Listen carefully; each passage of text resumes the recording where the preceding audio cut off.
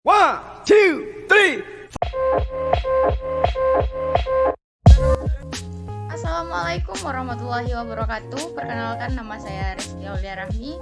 Di sini saya akan menjelaskan tugas keterampilan berbicara saya yang diampu oleh Ibu Ermawati Arif MPD pada sesi 2020-2016-008.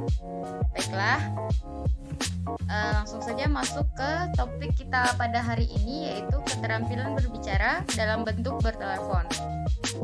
Bagaimana berbicara dalam bentuk telepon? Yang pertama kita bahas yaitu etika bertelepon.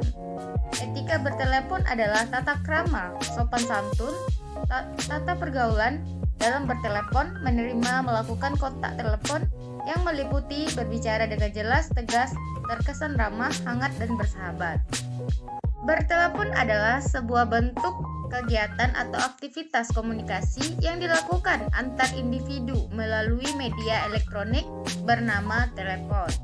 Manfaat dari bertelepon yaitu kita dapat menerima atau memberi informasi dengan mudah dan cepat kepada seseorang secara langsung. Selanjutnya, menurut Murphy tahun 1957, communication is all process in addressing other men, yang berarti komunikasi adalah seluruh proses yang diperlukan untuk mencapai pikiran-pikiran yang dimaksud oleh orang lain. Kita masuk ke dalam etika dalam bertelepon. Apa sajakah etika dalam bertelepon? Dalam bertelepon, seorang harus mengindahkan etikanya, yaitu bagi penelpon, jangan menelpon berkali-kali dalam satu waktu. Yang kedua, bagi penerima telepon, angkat telepon yang berdering dengan cepat. Yang ketiga, angkat telepon dengan salam. Yang keempat, berbicara dengan sopan santun dan penuh tata krama. Dan yang kelima, berbicara dengan jelas, ramah, dan bersahabat.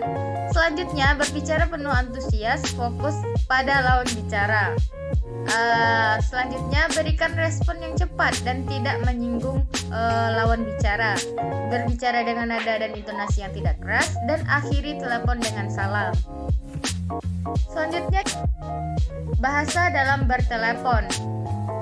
Bagaimana bahasa dalam bertelepon? Bahasa ketika bertelepon juga harus santun. Artinya, meskipun dekat orang yang menelepon, tapi kita bertelepon harus sopan, hormat, dan tidak menggunakan kata-kata yang kurang baik atau memanggil dengan sebutan yang tidak pada tempatnya atau tidak pantas. Selanjutnya, orang yang menerima telepon dengan sikap yang menyenangkan akan memberikan kesan positif bagi lawan bicaranya. Sikap hormat dan ramah ketika bertelepon merupakan hal yang sangat penting, karena suara merupakan cerminan pribadi si pelaku pembicaraan. Selanjutnya kita masuk ke dalam praktik bertelepon. Yang pertama yaitu pada saat telepon berbunyi, sebaiknya mengangkat genggam telepon segera mungkin. Jangan biarkan penelpon menunggu lama. Jangan mengangkat telepon yang sedang berdering dengan kasar, karena hal itu menunjukkan ketidaksenangan dan tidak sopanan terhadap orang yang berada di luar sekitar Anda. Yang kedua yaitu menyebut nama instansi, memberikan salam kepada penelpon, misalnya selamat pagi, sampaikan salam dengan suara yang jelas dan tidak terburu-buru. Selanjutnya, tanyakan dengan sopan siapa lawan bicara Anda tanpa terkesan menginterogasinya. Misalnya, mohon maaf, boleh tahu dengan siapa saya bicara? Ada yang bisa saya bantu? Dan lain sebagainya. Selanjutnya, dengarkan baik-baik permintaan si penelpon. Jangan memotong pembicaraannya. Lanjutnya, jika penelpon berkepentingan dengan orang lain, maka sambungkanlah segera kepada orang yang dituju. Jelaskan siapa dan dari instansi mana si penelpon tersebut kepada yang dituju.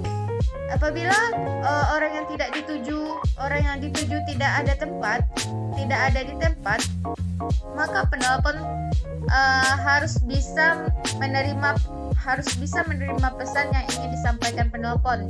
Catat dengan lengkap dan jelas. Tanyakan dan catat kapan nomor berapa penelpon bisa dihubungi. Pastikan pesan tersebut sampai kepada orang yang dimaksud. Selanjutnya, ucapkan terima kasih pada akhir pembicaraan dan ucapkan kembali salam selamat pagi atau siang atau sore. Yang selanjutnya yaitu berikan kesempatan kepada penelepon untuk menutup telepon terlebih dahulu. Tutup telepon dengan perlahan. Dan selanjutnya bersiaplah tersenyum dan duduklah dengan sopan pada waktu berbicara melalui telepon, karena sikap yang kurang ramah dan posisi duduk yang kurang sopan dapat dirasakan oleh lawan bicara. Baiklah, hanya itu sekian dari presentasi saya pada pertemuan kali ini. Kalau ada kata salah, saya mohon maaf. Saya akhiri dengan terima kasih. Assalamualaikum warahmatullahi wabarakatuh. Thank you. Bye.